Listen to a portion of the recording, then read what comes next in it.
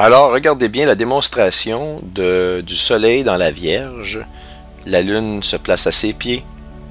La naissance de Vénus, on voit ici c'est Vénus, c'est cet astre-là ici que je viens d'allumer, on le voit ici.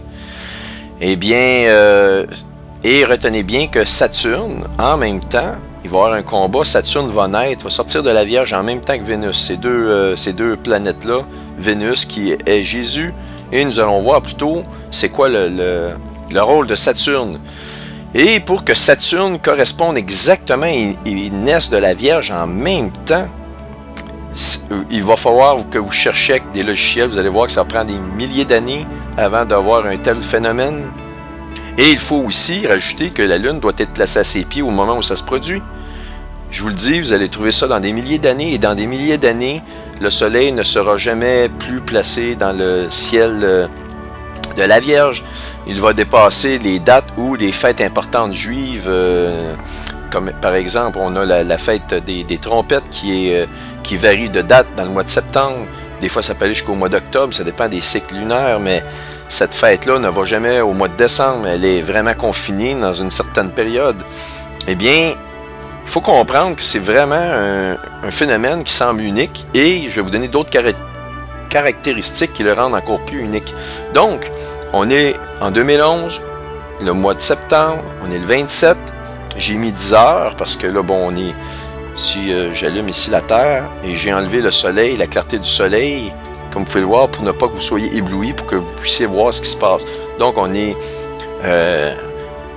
quand même dans le jour et on est à Jérusalem. Vous voyez ici l'emplacement. L'emplacement, vous voyez la flèche rouge. On parle de Jérusalem. Donc, je vais monter jusqu'au 28 et regardez bien la Lune. Va aller dans ce sens-là. Va aller vraiment se placer au pied. Le Soleil va demeurer, va se transporter tranquillement à travers le signe de la Vierge qu'on voit ici. Voyez-vous la balance, le destructeur vient vraiment de la balance, il se retrouve ici au pied de la Vierge.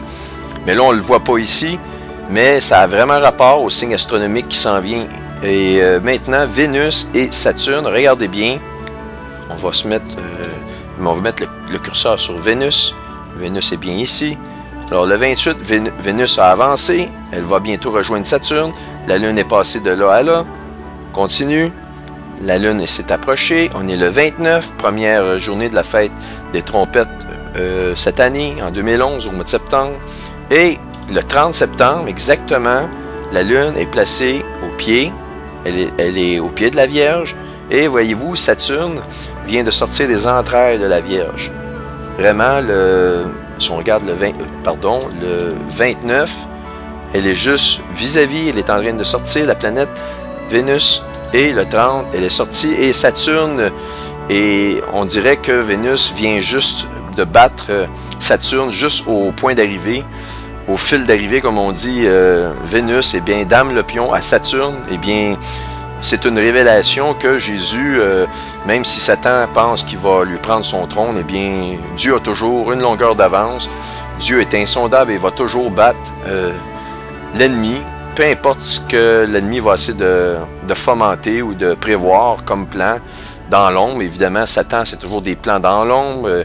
Il n'attaque jamais de face, mais c'est ça, c'est vraiment, on le voit ici, et on voit le Soleil qui enveloppe la Vierge. Et c'est ce signe-là qui est vraiment expliqué dans le chapitre 12 de l'Apocalypse, et vous avez les dates, ça se produit du 27 au 30, et je veux vous rappeler que le 27, eh bien, Hélénine va être absolument alignée avec la Terre. Vous avez le Soleil ici, et Hélénine va être en plein milieu du Soleil ici, vue de la Terre, et ce logiciel-là qu'on voit ici, c'est évidemment une vue de, bon, vous pouvez l'avoir de Jérusalem, mais ce signe-là va être vu, voyez-vous, je me suis mis, je suis dans le nord de la Chine, je m'en vais aux États-Unis, ça va être visible par tous les peuples. OK? Pas juste, je me suis mis à Jérusalem parce que c'est un signe pour le peuple israélien, ce signe-là. Mais il va être visible par tous les peuples de la terre. Donc ici, dans ces fiches-là, on le voit ici vraiment, le 27 septembre.